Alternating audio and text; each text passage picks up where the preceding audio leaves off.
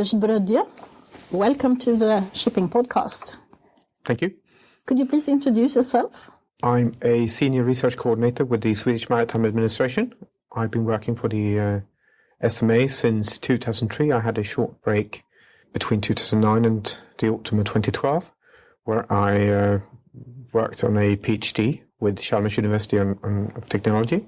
And prior to that, I was an active naval officer between 1996 to 2003, and worked on mine countermeasure primarily, and done a few operations in the Baltic Sea, mostly working on clearing mines in various areas, especially along the Baltic countries.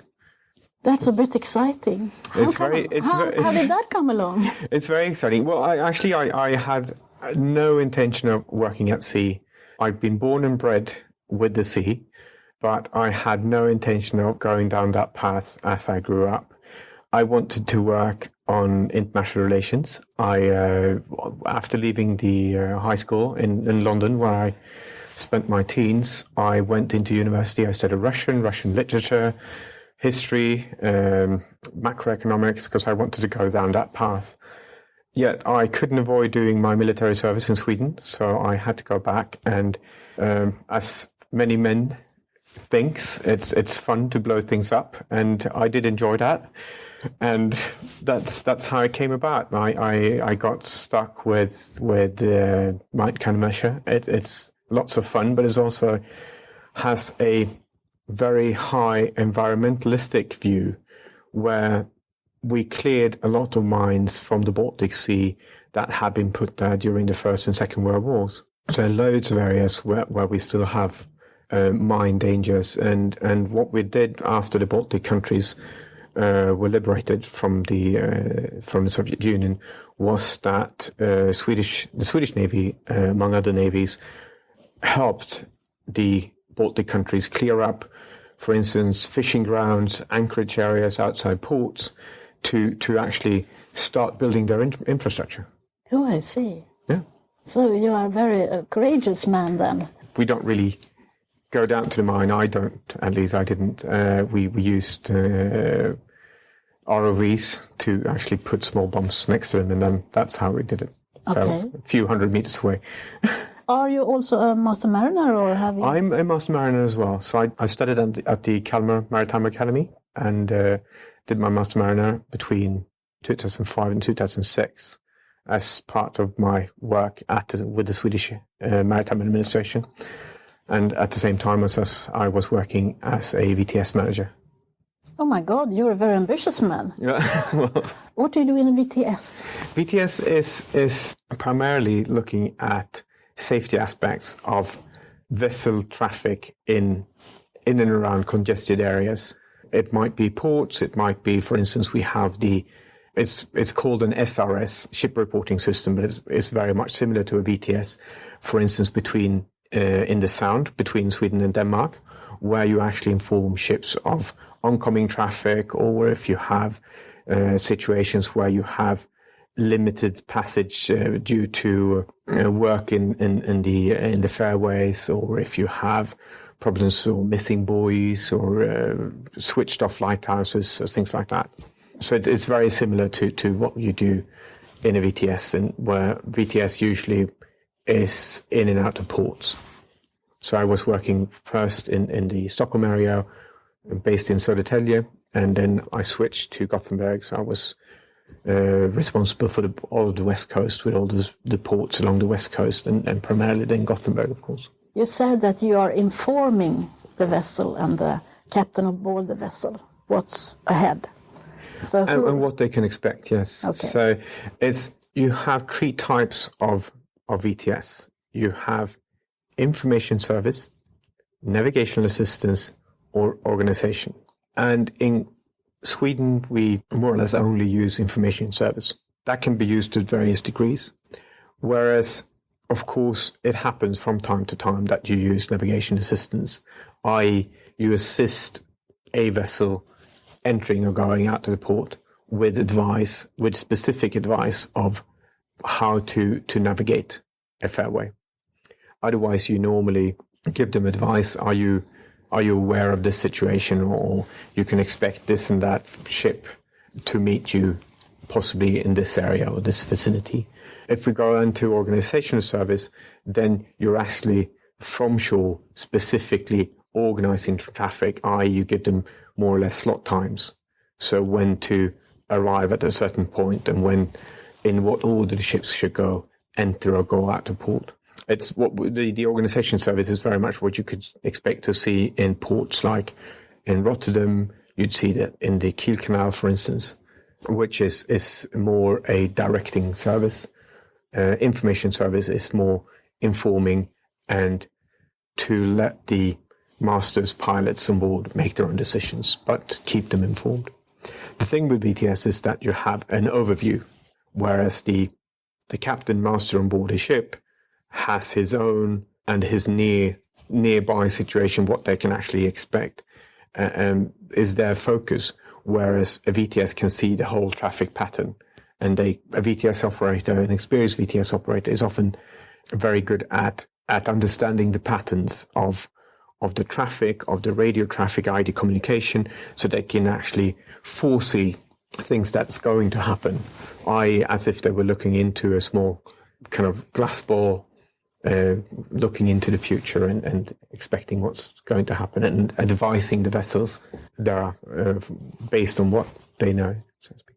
But we could establish that you have no authority over the ship or the master mariner. The captain on board is the one taking the decisions. Absolutely, the captain is always the master of the ship, and so that's how, at least for now. And I cannot foresee that's going to be changed. And if we look at what VTS does today, it's absolutely an advisory service. So that's how it's based, and that's how it's going. I think how it's going to stay. And I think it should stay that way because it's the master is the one who best knows his own vessel, hopefully, I should add. Maybe we should sort of just add the pilot's role in this. Well, the pilot is there to advise the master. I know it's not always the case. It's sometimes the case that the pilot actually does take over. I've been in various situations on board vessels where we've had pilots taking over basically the situation. But the role play between the master and the pilot is hugely important, and where the pilot actually enters into a working bridge team. That bridge team might be functional, it might be dysfunctional, but it's still the pilot entering from the outside into a bridge team. And that role is, I think it requires a lot of sensitivity from the pilot. And sometimes I've heard pilots explain or tell me how they actually enter onto the bridge and they can feel how the whole atmosphere changes when the pilot comes on board or comes up to the bridge, and where everything goes dead silent because they're not welcome. Whereas on other ships, they are more than welcome. So it's very much what happens on board the ship. And I think that's where the VTS comes in as a quite important player, because depending on the situation on board that bridge, sometimes it's functioning, or most of the times I would expect, it's functioning very well between the captain and the pilot. But in those instances when it doesn't function very well, then we have this separate instance, i.e. the VTS, who actually can advise the pilot and advise the pilot so that the captain can actually hear what the advice the pilot gets. So that's one reason why we started using English in the fairways of Sweden, because then we keep everyone involved in the loop. So what was your PhD about? Well, I don't have a PhD. It's in Sweden we have two levels. We have the licenses and then we have the PhD. So I have a licenses of philosophy. I'm currently working on my PhD thesis, so I'm doing that at the same time as I do this. But I expect to defend that thesis in possibly December or January, February. I'm not really sure. It's depending on the timelines. But the licenses degree that I have was looking at effects on VTS operators in a socio-technical system. A socio-technical system is a system where we have an integration of man and machine, and we have that at various levels. So what would affect if we add something or change something in one end of that system, how will it affect players or stakeholders in another part of that system? So what I did in my thesis was that I presented a basis for an understanding of that, so that we can continue working on different parts of that domain. So what I'm doing for my PhD thesis is that I'm looking at the possibility, the effects on VTS operators when we are introducing such technical tools as route exchange between vessels. i.e., when a vessel can exchange its planned route to another vessel, so that suddenly two vessels can actually see what the plans are, and from there on they can start making decisions, or at least they can make more informed decisions. That is not to say they shouldn't communicate, but it's that at least they get an idea of what the other one is planning. And how will that affect the VTS operators? And we can also have a situation where you can exchange routes between ship and shore, i.e. the VTS operators can actually see the plans of a vessel entering its area or sailing in its area. That means that, or the other way around, the VTS operator could actually advise the onboard personnel of a suggestion of how to sail through that area. If we have a vessel who's supplied a route plan to the VTS, then due to congestion, due to problems in the fairway, it might be that the VTS operator says, I suggest you take this route instead. For instance, in Gothenburg, we have a southerly entrance and we have a northerly entrance. That means that if there is heavy congestion in the southern fairway, the VTS operator might actually say to a vessel, I advise you to take the northern route, which means that you can sail unhampered through that fairway. And today we do that verbally by using VHF, but if the VTS operator can actually use a graphical tool to send that information to the ship and send that straight into the ECTES system, then the navigator would actually have that both verbally, which will also mean that everybody around all the other vessels sailing in that area would actually be able to pick that information up. But more specifically, the VTS operator may use the graphical tool specifically to that vessel to actually enhance that information exchange, to show more specifically what he meant with his message. But that change in the technical system will obviously have effects on the social interaction between those stakeholders. And that's what I'm focusing on. That's what will be the effects. How do you measure that? That's one of the difficulties. How do you measure something? It's like we are quite keen on putting numbers on stuff. And so far I haven't put any numbers on things. I've worked with observation techniques, I've worked with questionnaires, I've worked with simulations where I look at behavior of the various stakeholders. So I haven't really measured anything. I have been using eye tracking systems more on a basic level to see if they can be used and to confirm the kind of qualitative data that I have. So if I can use a measurement, i.e. a quantitative data collection method, and if I can get them to correspond somehow. But I haven't seen that yet. So I'm not that keen on putting any numbers to that. So I'm looking from a qualitative aspect or perspective so far. There must be other industries where they use the same. Absolutely, we have aviation, for instance, which is, I know a lot of people say you can't draw straight parallels between aviation and maritime. No, that's true. We are different domains. Absolutely, no question about it. But we have still a lot to learn. Both domains have things to learn from each other. And it doesn't go one way. It doesn't go aviation, maritime. It goes maritime aviation as well. And I would say in this case, from a research point of view, we have a lot to learn from the aviation domain.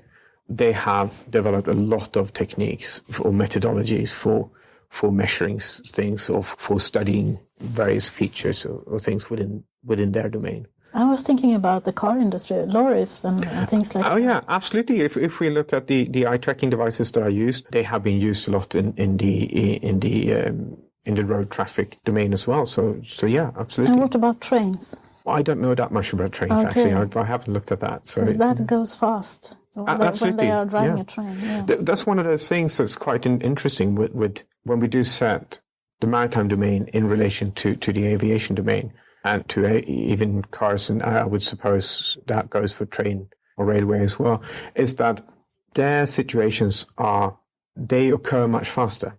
They have a much shorter time span, whereas the maritime domain is much, much slower. There are similarities and there are differences. The difference, of course, is that we go slower. The similarities is that in the maritime domain, we tend to sail ourselves into situations, and that lack of time pressure in the initial phases means that we tend to relax a lot in difference to. So there's. And it takes longer time for a vessel to change its course. Absolutely. But that means that we have to, as mariners, if you are navigating a vessel, or even if you're on a VTS and you are looking onto a development in a fairway, for instance, is that you have to be quite far ahead in your thinking to understand what's going to happen. You need to know that you have to make a maneuver at this point, because it won't have effect until X number of minutes later. I had a completely different question on this subject. When a vessel is built, it's up to the ship owner to sort of decide how that vessel should be put together. Mm-hmm. So there are different and various bridge systems, I understand. Yeah, absolutely. And that might be also something. I mean, if I'm a master mariner and I'm the captain of one ship, and then I change employer, then I have to use another bridge system. Absolutely. And that's one of those things that there's two aspects to that question, really. That's one is the shipbuilding part. I was listening to you and Hagman on one of the earlier pods, and we have two shipping companies in Sweden that still have their own technical departments, Stena being one of them. And that's so fascinating, that because we have a shipping company which actually takes the design of their ships very seriously. That means that they are there from the drawing board all the way through the whole building process, which means that they also put up a lot of requirements onto, for instance, bridge design and the bridge systems. Whereas a number of shipping companies today, since they don't have their own technical departments, they are unaware of or unable to specify how the bridge design should be, for instance. What an order or a specification of a ship many times says is that it should follow all the international regulations. And then it's up to the shipyard to actually decide what they are going to put onto the bridge and how they are going to build that or design that bridge. Which means that the shipyard clearly goes to buy possibly the simplest or the cheapest equipment that they can get hold of. Unless it's specified anywhere else in the contract between the company ordering the vessel and the builder, so to speak, they go for the cheapest stuff. Which means that you get the simplest stuff. You don't necessarily get a good, let's say, ergonomically designed bridge. So from a human factors or ergonomics perspective, you usually get a very lousy system. I would say that's a bit of a problem. And then the other part of that question, when a master mariner, or even worse, I'd say for a pilot, that goes on a pilot goes on a number of vessels per day.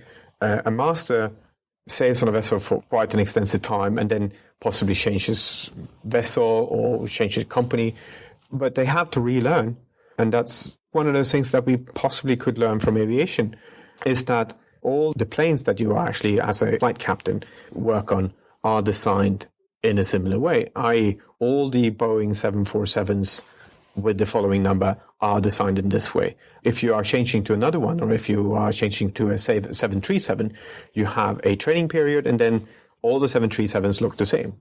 Whereas we don't have series like that in the shipping industry. Well, so you have to relearn. And that causes problems for the operator, because then you have situations where you have a learned way of doing stuff, and then you have to retrain. And in cases of emergency or anything like that, when you are stressed, you tend to revert back to what you have learned initially a lot of the times. And then we say it's a human error. Well, and it's quite easy to say, well, then we have to retrain people. Well, it doesn't work that simple. People doesn't just retrain that easily. And we have system designers who say, well, it's quite simple. You can just retrain them, or you train again and then it's fine. I had a discussion with a manufacturer of a VTS system a couple of years back, and I didn't tell them who I was or what I was doing, and I was very much into the research on human factors at the time. And we stood discussing their system, and I asked them, how would you put on an anchor alarm? Oh, it's very easy. You have this designated anchorage area, and you just click on them, you right click, and then you put on an anchor alarm. Yeah, all right, fine. That was good. And then I asked them, but if we have a vessel outside that anchorage area and you want to put an anchor alarm on that vessel, how do you do it then? And that's when they started getting nervous, because that wasn't as simple. And the guy who was supposed to be an expert on the system had to ask one of the engineers to come there. There's the system designer engineers to come there and look at the system. And they really couldn't do it properly. It was a number of steps to put on an anchor alarm. And that's one of those things that we build in so many difficult things in our systems. And then we suddenly just say that, well, it's the human couldn't handle it. So it was the problem of the human, that the operator made a mistake. Well, was it really the operator who made a mistake? Was it not the system designer who made a bad design? And then, well, they didn't get further. So it goes a long way. And then, and then that's one of those things that's being discussed within the work that we are doing in e-navigation, for instance, the question of where people go from one vessel to another. For instance, to support the role of the pilots is the S mode, the standard mode for radars, for instance, where you basically should be able to press a button and you have all the basic functions of the radar available when you press that button in a similar fashion, no matter what the manufacturer is, to make it basic. And I can understand when I talk to system manufacturers that in that case, they might end up in a problem where you have a streamlining of the systems between manufacturers. So what would be the competitive edge between manufacturers if all the systems are supposed to look alike? Yeah, but I've listened to someone who is in the car industry, and I understand that all car manufacturers are sort of agreeing, at least on a platform for coming cars, because there is so much digital things within the cars nowadays. Yeah. So it all started with all the different manufacturers sort of saying, you should be on iOS or you should be on Android or whatever. Yep. And now there is a platform for them that they have sat down together and said, this is the minimum thing. Yep. And then we can build all our fancy things on top of that. But this is what should be in each and every car. Mm. So there might be a way forward. I think we are definitely getting there. We are definitely going that way within the maritime industry. When we look at the Mona Lisa 2 project, for instance, and we are looking ahead with the Sea Traffic Management Validation Project, SDM Val Pro. What we saw in the Mona Lisa 2 project is very early on, we managed to facilitate, with the help of the Danish Maritime Administration also, we work very closely together with the DMA. We managed to get the major manufacturers to sit down and agree to develop a format for information exchange between systems. So what we've had before, and what we currently have also, is that we have individual system manufacturers, their various platforms they're not able to communicate between each other. I.e., for instance, an ECDIS system on board one vessel cannot communicate with another ECDIS system somewhere else. And usually they can't even communicate within the same manufacturer's systems among them. So what we've managed to do is actually to facilitate and get the major manufacturers to sit down and agree on a way of actually letting some information actually travel between the systems, which is a huge step forward. And it's one of the major and also kind of basic requirements for the continued development of e-navigation. And that's something that's one of those things that we are very proud of within the Mona Lisa 2 project, is that we actually managed to facilitate that. So what we are seeing now, what we're looking at, is that the update of the ECDIS standard that goes through IEC is actually including those changes. So from, I believe it's November, we'll see every system that's being updated from November onwards, and all new systems that come on to vessels from November, so to speak, this year, are going to be able to communicate. Next step is actually to have the kind of communication link between the systems. But at least we've come that far that the systems are actually able to communicate and exchange information. Well done. Very well done.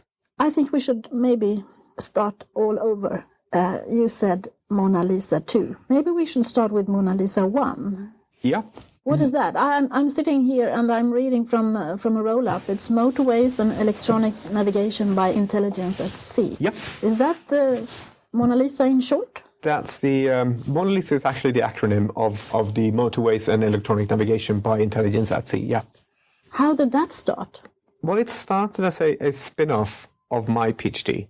Or what was started up as my PhD studies. We started together in 2006. The SMA was contacted by Saab Transponder-Tech, who have been behind the development of AIS, for instance. And Saab Transponder-Tech wanted to have another leg to stand on. So they had decided to go into VTS.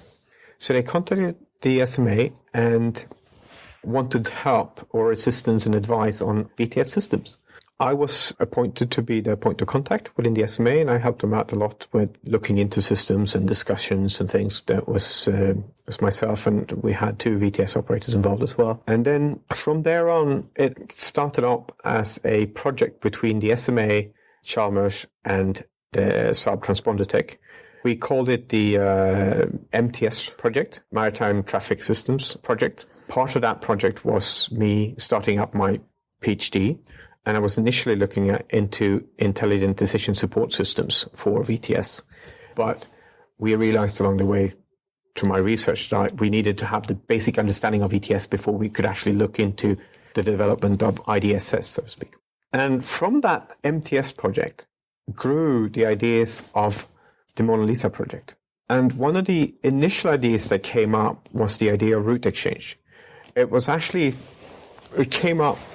one of the pilots working in the Gothenburg area who came up with the idea, and it was brought forward in a project called Efficiency, which was run by the Danish Maritime Administration. Or actually, it was run by DAMSA at the time, before they became the DMA. So the idea of route exchange was kind of founded in the Efficiency project, and then it was brought forward and kind of augmented in the Mona Lisa project.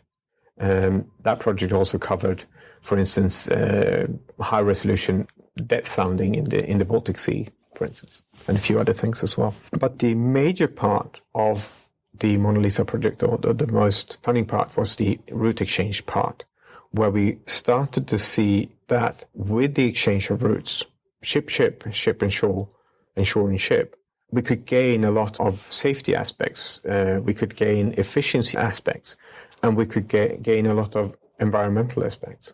And that was one of those things that we really wanted to get. So it was really safety, efficiency, and environment those 3 legs that we actually stood on at the time. And that's something that we kept on to. So what we see is that we can gain on all these 3 fronts by, let's say, digitalizing and starting to exchange information and sharing information by the stakeholders within the maritime transport logistics chain. And having done a basic testbed in the Mona Lisa project, we'd shown that the technique was available, the technology was there. We wanted to go further. And the project expanded from being basically a few players, Nordic players. We expanded, so we are now in the Mona Lisa 2 project, which is currently running until December this year. We have 39 partners from 10 European countries, spanning from Greece, Malta, Spain, Italy, and then going up. So we got Norway, Sweden, Denmark. And so we are quite a number of players involved from different trades of the domain. So we've got the system manufacturers, we've got shipping parts, we got the governmental bodies. So we've got RINA, for instance, in Italy. So we've got a span of stakeholders within the domain, and we are working on furthering this idea of digitalizing and starting to share information between the players. And the major players within the maritime transport logistics chain are the cargo owner, but it's also the cargo carrier or the operator of the cargo carrier, and it's the port. And If we look at the port, we have a number of stakeholders within the port, of course. But those three are the foundations of making that logistic chain more efficient.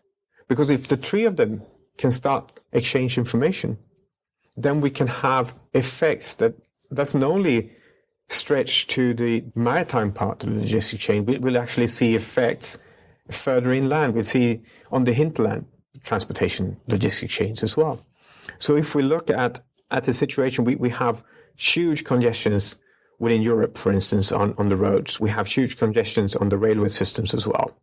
If we look at Sweden specifically, we have a situation where the railway network is basically overloaded.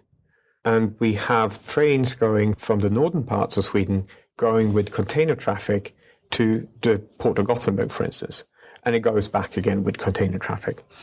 And if a vessel like a Tripoli comes in late, usually doesn't happen, but if it does, a few hours late, that means that we've had a number of train sets sent from various parts of Sweden, clogging up the railway network and waiting in line to go to the port of Gothenburg for offloading or loading of containers. That means that we've clogged up the network, the railway network, unnecessarily, when we could have used that network for carrying people or other types of goods. So we'll see a direct effect of a ship being late to port. Or we have problems in the ports, for instance, with loading, offloading and things like that. And that means that if we can start sharing information, if the railway operators, if the planners there knew that a ship was late, then they could have planned differently. They could have delayed those trains which were meant to go to the port to pick up or load or offload containers. And they could have used that capacity for other things instead. So by making information available, and I think that the most crucial ones is, of course, the ETA and ETD. And the ETD is probably more important than the ETA. ETD so maybe you is should explain those. People doesn't understand. Estimated time of arrival of a ship and the estimated time of departure of a ship. Often the departure is more important than the arrival. Because if you know the estimated time of departure, and the more specific that gets, which of course is something that develops more and more closer to the actual time of departure, is that if you have the time of departure of a vessel or the estimated time of departure of a vessel, that means that you can start planning for another ship to take its place in the port, to use the quays more efficiently in the port. So that's one of those things that we are working very much within the Mona Lisa 2 project now. And we call that part of the project is called Port CDM, Port Collaborative Decision Making, where the collaborative decision making is really the foundation for everything else in the logistic chain. Because if you have the various stakeholders in the port agree on when they can actually take on a ship in the port, then you have a possible ETA, and then you can start planning for the ETD. So if we have the tugboat operator or operators, and sometimes there are more than one, and often there are more than one in the port, and they're competing with each other, hopefully, you'll have the boat linesmen, you'll have the pilot organization, you'll have you might have a separate operator in a terminal in a port. You have a number of all these stakeholders. And if we are expecting a ship to come at 1 o'clock, and one of these players can't make it to 1 o'clock because their resources are limited, that means that obviously the ship can't come to port or more at the quay at 1 o'clock. That means that you'll have to start looking at what time can actually all the players confirm that they can operate and to make that part of the chain complete. So that's really the part of the collaborative decision making, when everybody says that I can do this time. So we don't have an organization which is based on somebody looking at what time, somebody on top looking down and communicating with all the players, but the players actually in a digitalized form can actually confirm when they can actually operate. And that's really the part of collaborative decision making. And we've seen that being developed within aviation in airports, where we have a number of different stakeholders in the airport. We have the cargo people, we have the catering staff, we have the cleaners, we have the safety, fire brigade parts, we have the slots, the number of planes you can take down on the strip at the same time, and And we have a number of those aspects. We have if the gate is available or not available and those things. And all those things has to work together before you can take on a plane and land a plane on an airport. That's the reason why we sometimes don't actually get to leave the airport where we are departing from, because there's no slot time for landing in the other end where we are supposed to arrive. And we are not arguing within the project from a maritime point of view that we shouldn't say a vessel can't leave a port because it doesn't have a port of destination ready for it. But if we can at least support that vessel along the way with information on when the port of destination can actually support that vessel in port, then the master can actually decide to adjust his speed based on that information. Likewise, if the master can actually support the port system with his estimated time of arrival, that means that those two can actually even out, so that we can actually have an ETA or an actual arrival at a certain time. So that all the players can actually adjust to each other depending on when it's physically possible to actually arrive in a port. So what we have today is that if we look at many ports, we have vessels sailing there, and then they are basically popping up. And sometimes the key is not available, or there's no pilots and those things. So the vessel actually has to anchor and wait. Well, then that means that we've burnt a lot of extra fuel. A lot of extra bunker has been used, which means that we've had an effect on the environment, which was unnecessary. So if the master had known about the limitations of the port when he was doing his journey, he might have chosen to slow down. Now, he might have chosen not to slow down because the chief engineer has said, we need to make an overhaul. So anchoring outside that port will be super, because then I can spend time with my guys down in the engine room and we can do work on that. So it's really up to the master, but at least he has that information available to him. And I would expect that quite a number of shipping operators would be very interested in being able to save on fuel and bunker costs. Still, we have the situation where we have the charter parties. And the charter party situation where we have, for instance, very typically in the tanker business, where you tender notice and when it's based on basically arriving as soon as possible. Well, we have OCIMF looking at virtual times of arrival. That's one way of looking at it. And I think that's super interesting to see how we can adopt the ideas of virtual time of arrival to what we are looking at within the Mona Lisa project. Why wasn't this invented 10 years ago, something like that? But I'm a layman, I don't know. But I wanted to know, how has this been received by people working on board? We've had different views on it. The reason for me asking is because when I speak to men in my age, which isn't that bad, but then again, they've been at sea, they've been on shore for 20 years or something like that, and they try to explain to me, well, you have to be there first, so you don't know what the weather will be like, and you better sort of, full speed ahead and rather wait when you come there than to plan. I certainly know and see what they're saying. And for starters, all of the people who are mainly involved in the Mona Lisa projects have sea backgrounds. They are all master mariners. That's one start there. The few former master mariners and pilots. So we've got those aspects. We've got the understanding of navigating and maneuvering ships in tight corners and in a port environment. We've got the sea stretch understanding. Yet again, as you said, just like the men that you've been talking to, they haven't been on sea necessarily for 20 years. Well, that's true, and that goes for some of us in the organization as well. We haven't been to sea for quite a while, so it's absolutely true. But still, we have I think a very good understanding of what's happening. And yet again, we have a number of optimization tools today that the shipping operators do use for their ships, for raising efficiency. We have weather routing systems. We have bunker optimization tools on board, for instance.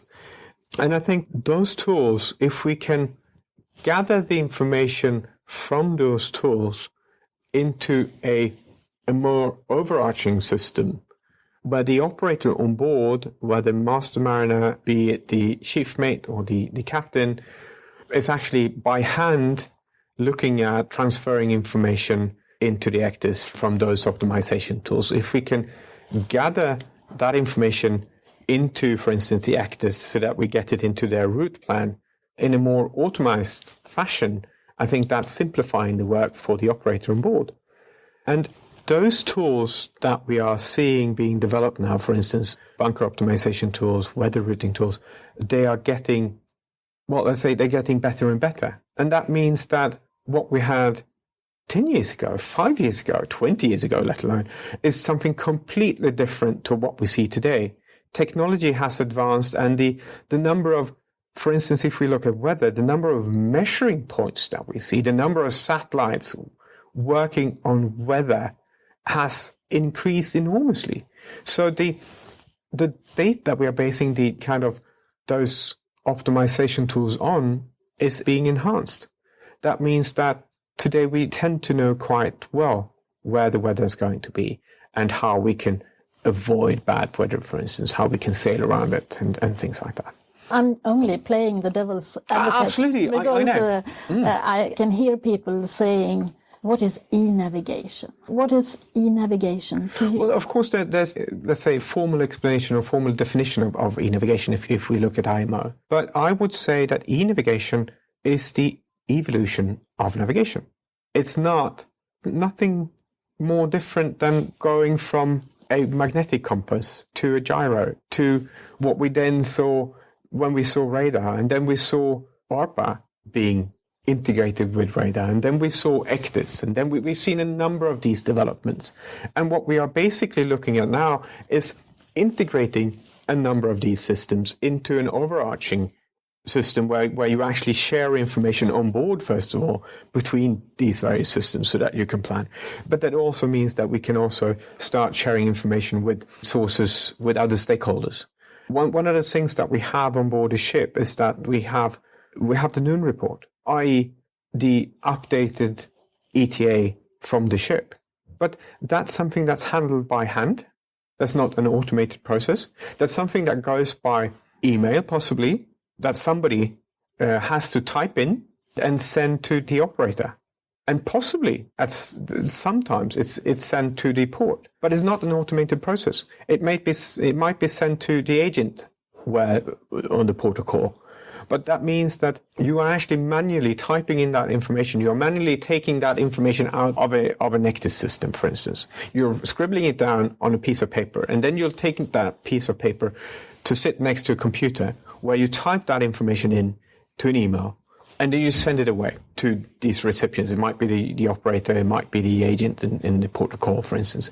That means that then they are to read that, interpret that, take those figures down, and transfer that to whoever is interested in that in the other end. There's a number of factors which can go wrong in that part, in that process. If you can automate that, that's one of those things. So that's basically, that's e-navigation in a nutshell. It's the sharing of information where you can enhance those systems that we actually already have by interconnecting them and taking away a number of possible faults. You said that the Mona Lisa 2 is running until December. Yep. So what happens then? Well, we have been extremely fortunate. We have Mona Lisa 1, Mona Lisa 2 have been funded to 50% of the budget by the European Commission within the Motorways Overseas program. And we have a third consecutive project, which is called the Sea Traffic Management Validation Project, or SDM Val Pro, that we tend to call it. So changing name now. It's not Mona Lisa 3. No, it's not. It's because the Mona Lisa has been covering various aspects. In the Mona Lisa 2 project, we've covered not only the concept of sea traffic management, we've also looked into different aspects of search and rescue. But the major part of the concept of what we have developed is sea traffic management. I know that the word management is something that kind of is disturbing to many people in the maritime domain. A number of people think, especially, let's call it Anglo-Saxon based people, tend to think of management as something where you go in and direct. But management can also be management of information, management of flow. It doesn't mean that you have to direct. It can also be management in a modern sense is also where the various stakeholders manage something together, i.e. as in collaborative decision making. So that's where the management comes from. So it's Sea Traffic Management Validation Project, where we are going to validate the concept of sea traffic management as developed in the first two projects, and where we in Mona Lisa 2 has actually sat down and done a very thorough theoretical study or development of sea traffic management as such, where we've looked to KPIs, so we have all the measuring points so we can understand those. We have had huge and multiple meetings with various parts of the stakeholders of the industry. We have the policy advisory group, the operational advisory group, where we have a number of major players that we discuss the concept with, so that we learn more about their part of the industry, so that we can adopt and better develop the idea and the concept of sea traffic management, which means that we've had discussions with such organizations as BIMCO, CRM. We are highly involved in the IALA, for instance. We've also been in discussions in IMO during NCSR primarily. So we get all the input from the major players and can adopt the system to it, or the concept to it, so to speak. So the question was, what happens in December? Well, in December is the final date for the current project, the Mona Lisa 2 project. But the SDM Val Pro starts in September.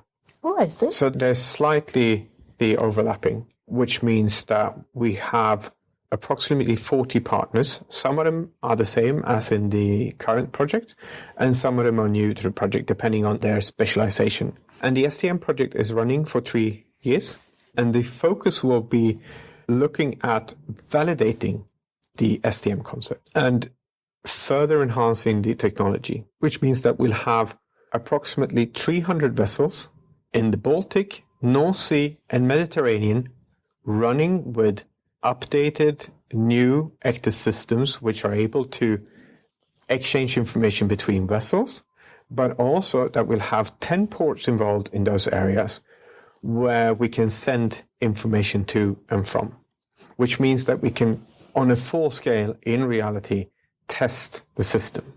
We also have a few shipping or cargo owning companies. We have, for instance, Prem is involved, one of the larger oil companies, because they are a cargo owner which operates ships. And they are highly interested because from their perspective, they would raise not only efficiency, but they'd raise the safety level. And of course, they get to environmental aspects as well. So we are looking at really trying the system or the concept out in reality with all these vessels sailing in these areas, which means that we'll have a number of vessels which can actually exchange information between each other as they meet, but we'll also have a number of ports where we can look at ships sailing to and from, which are equipped with the systems. But it's an EU project. Shouldn't this be global, or is it just a... Well, that's the thing. E-navigation as such is global, definitely. But we also have to realize that we're in a situation within the EU where we have a funding situation for development projects, such as the Mona Lisa and SDM project, where we actually able to get funding for these kind of things on a much larger scale than many other countries can actually do by themselves. So EU is taking a stance on true motorways of the sea of actually increasing efficiency and increasing safety levels and reducing the environmental footstep of shipping. And this is a major part of trying to achieve that. And if we look at going for SDM, if we can achieve sea traffic management as such, that will mean that we'll have effects on the hinterland situation as well for the EU, which is clearly, I think to most people, completely overloaded. And so from an EU perspective, this is hugely interesting. And of course, it's global. We work a lot with global players. All the stakeholders that we are discussing with, like BIMCO, IALA, IMO, CRM, ICS, just to name a few of them, are all globally based. And they have their kind of membership organizations, their members are from all over the globe. We are also in discussions with Singapore, with Panama on setting up a test bed where you'd have route exchange or a possibility of exchanging information from ships sailing from, for example, Singapore to Panama. That would mean that the Panama Canal will be able to inform ships sailing from Singapore to Panama that you'll get a slot time or we'll be able to take you through the canal at this time. That means that the master can actually decide for himself whether he wants to push on or if he can slow down, save on bunker, and then arrive in time for when he can actually pass through, rather than sailing as fast as possible and then just drop his anchor and wait to be able to pass through the canal. And vice versa, if a ship passes through the canal heading for Singapore, you'd be able to plan that passage, you'd be able to plan the entering of the Singapore port, for instance. So we have those discussions. We are cooperating with Australia, exchanging information and sharing due ways on what's happening there, because they are working a lot on the Great Barrier Reef, because they've had problems there with the situation of ships passing through the Great Barrier Reef. So that they are very much looking into various e-navigation solutions as well. And then we are working closely with a number of different areas and countries. But it was on the news the other day that you had received fundings from EU. It was quite large money. Yeah, we've received the funding, half of the funding, since the organizations themselves fund the participation in their project by 50%. We get the other 50% from the EU Commission. So we've got almost 22 million euros, which means that we'll have a budget of, let's say, almost 44 million euros for the SDM validation project, which is a quite respectable sum of money, I would say. And of course, as much as it is a development of technology, it's also a change of attitude. We say seeing is believing, and we tend to spell seeing as a CEA. So we say seeing is believing, and we realize that we have to showcase, we have to show and demonstrate that this is possible before we can expect the maritime industry to actually change and adopt principles like this. And we are not saying that the SDM concept is the concept. It's one concept, but we do believe that a future concept for the maritime industry will look very similar to what we have developed so far. We are not saying we are perfectly right. We are saying this could be a way towards the future of digitalisation, so that we can enhance and achieve those efficiency gains, safety gains, and primarily environmental gains. But that will require changes of business models for all the stakeholders. We would see the necessity for a number of stakeholders to actually change their business models. And that's a very long process. Yeah, that's quite a lot on a plate. Yeah, it is. But so we have to, that's why it's so important that safety, efficiency, environment actually does go hand in hand. Because we cannot expect to have safety gains or environmental gains unless there is money to be made for those involved, those stakeholders involved. So if we regulate for achieving safety gains, or if we regulate for achieving environmental gains, absolutely, that's definitely a way forward, but it's not necessarily the best way forward. Maybe such ideas and such concepts like the SDM should go hand in hand with regulation, but we are looking at it from a completely different aspect. We are looking from the business perspective. If we can achieve this through making it attractive for those players involved in the industry, then those safety gains, those environmental gains that we can make will happen anyway. So we have to make it attractive from an efficiency point of view. Yeah, I agree with you. So could it also make the shipping industry less invisible? I ask that to all my guests. And I think that if we are not seen, we are just working, we are just delivering everything. You can't see ships anymore in ports. Yeah, if you're in a big port, you can, but usually you don't get the big ships into port because of environmental reasons, and people want to live close to the waterfront and so on. Yeah. So is there something in this project that could sort of raise the profile of shipping to the general public? I think that's difficult. I'm not sure it can necessarily. I don't have a direct answer to whether it can actually get or raise the awareness of people. We do try to, I would say, sell the idea and the concept of the idea more broadly in, let's say, national television. We've been in a number of national papers, not necessarily only in Sweden, but elsewhere as well. But I think this is something that the project is really more focused on the industry rather than the general public. I can understand that, but what I mean is it's also, as someone who doesn't know anything about shipping, you might think, yeah, that's already there. All what they're talking about. That's one of the things. Like if I meet people who are not involved in shipping and they ask me or I tell them what I do, they look at me and they say, well, isn't that already there? Aren't we doing that? And I say, no, not really. But you do that in aviation. Yeah, you do. But we don't do that in shipping.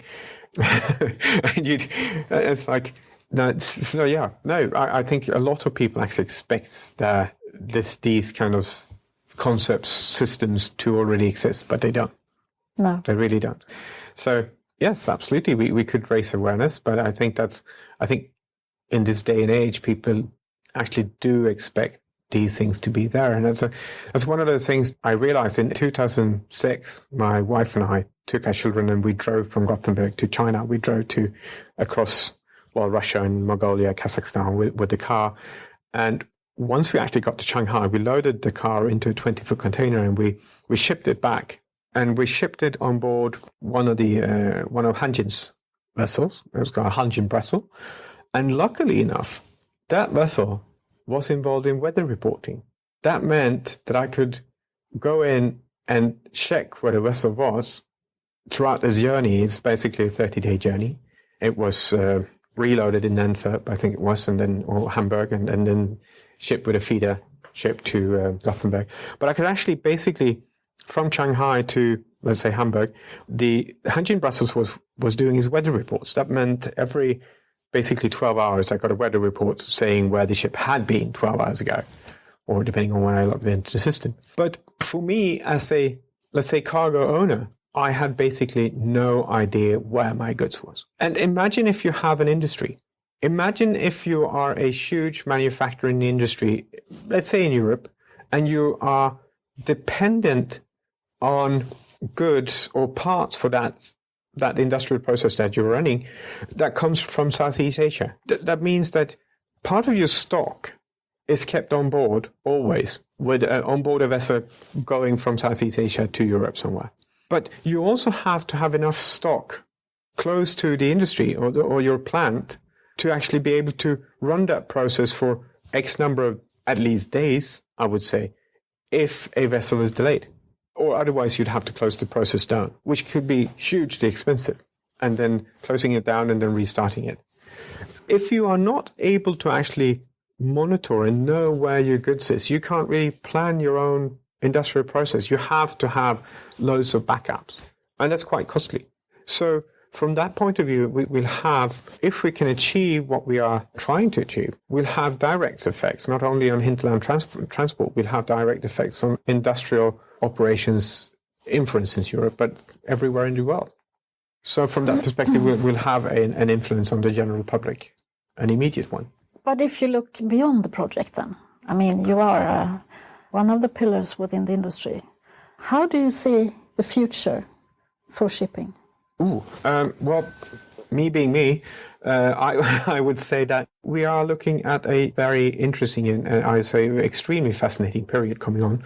We'll have projects like these with e-navigation, but we'll also see the automation of shipping. And we have projects like the Moonin project, where they are fitting out a proper vessel to sail from Europe to South America, a bulk vessel. And of course, for the project, they'll have... With a non-manned... It will be an unmanned ship, but they will have a crew on board to monitor everything. But they will not be interacting with the ship during the voyage because it's a test run. But they'll be there. And we see developments from DMGL, and we have developments within Rolls-Royce on unmanned ships. And I think it is a question of time before we get there. And there are enormous gains to be made from an economical point of view with unmanned ships. I can absolutely see that. And since it's the economy running the show, so to speak, I think that we'll see unmanned ships much sooner than it's not science fiction in that sense. We're there. We are there. And we can see, as much as I don't like it, we see people in the Mojave Desert operating UAVs, doing raids in Afghanistan. We've seen that for a number of years. So why wouldn't it be possible to have unmanned ships? It's not that difficult. It's not technically impossible anymore. It's more a mental thing, I think. It's a question of business models again. If you can start making money and if you can keep within regulation, then we'll see a shift. And I think we'll see, within 20 years, we'll see, at least in Northern Europe, we'll see unmanned ships. Not all of them will be unmanned, but we'll see a number of unmanned ships being operated in Northern Europe, and then that will spread. But that will also have an impact on education, I think, then. Absolutely. Because in the future we will educate a lot of people on shore instead of being on ships. I had a very interesting discussion with a few representatives from the Nautical Institute a couple of weeks back. And as David Petreko said, when we talked about this, he didn't say mariners. He said maritime operators. And I think that he's quite right when he says maritime operators, because we won't necessarily see them on board ships anymore as mariners. We might be looking at a completely new kind of role where we'll have people from shore operating vessels.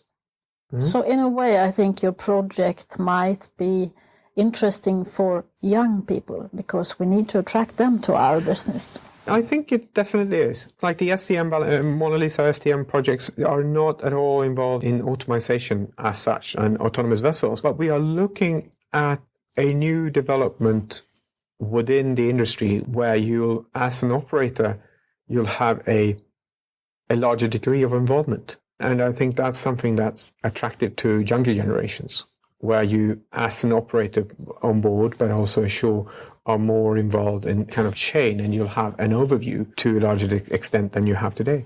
So maybe the shipping industry, it's such a cool business as it is. But listening to you, I think it's going to be even more interesting for young people and for people in general. So don't forget to market your project to the general public. No, I'll bring that with me, absolutely. Yeah. So I would like to thank you very much for taking the time. Yeah, sure. Have we forgotten something? Is there anything else you wanted to add? I wanted to ask you, who would you like to listen to in my podcast? I would like to listen to Aron Sørensen from BIMCO.